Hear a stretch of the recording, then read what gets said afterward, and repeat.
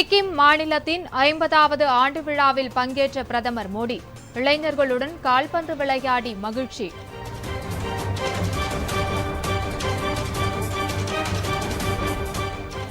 மேற்கு வங்க சட்டப்பேரவைக்கு நாளை இறுதிக்கட்ட தேர்தல்.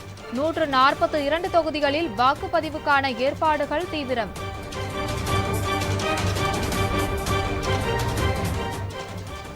விமர்சையாக நடைபெற்ற மதுரை மீனாட்சி சுந்தரேஸ்வரர் திருக்கல்யாணம். லட்சக்கணக்கான பக்தர்கள் சாமி தரிசனம். பெண்கள் மஞ்சள் கயிறை மாற்றி வழிபாடு.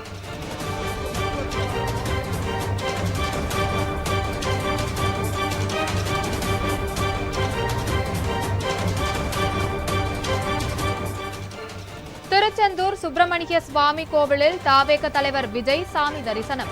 அதிகாலையில் நடந்த சிறப்பு பூஜையில் பங்கேற்றார்.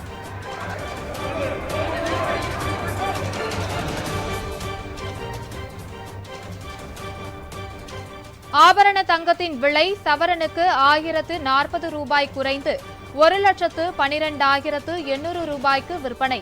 வெள்ளி விலையும் கிலோவுக்கு 5000 ரூபாய் குறைந்தது.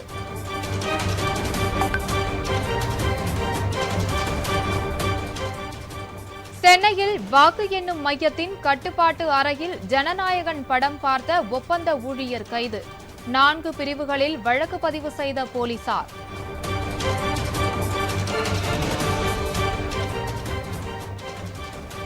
திருப்பதி திருமலையில் ஏழுமலையானை தரிசனம் செய்தார் துணை குடியரசுத் தலைவர் CP ராதாகிருஷ்ணன். தீர்த்த பிரசாதங்கள் வழங்கி கௌரவிப்பு.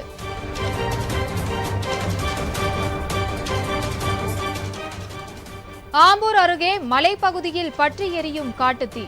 அணைக்கும் பணியில் வனத்துறையினர் தீவிரம்.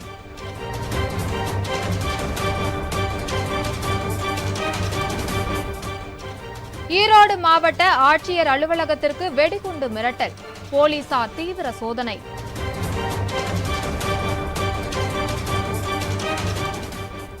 தமிழகம் முழுவதும் கோடை வெயிலின் தாக்கம் அதிகரிப்பு. நுங்கு, இளநீர், பழச்சாறுகளை அதிகளவில் வாங்கி பருகும் மக்கள்.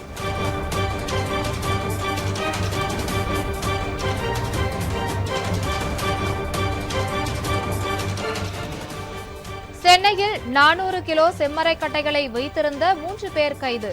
காவல்துறையினர் அதிரடி நடவடிக்கை.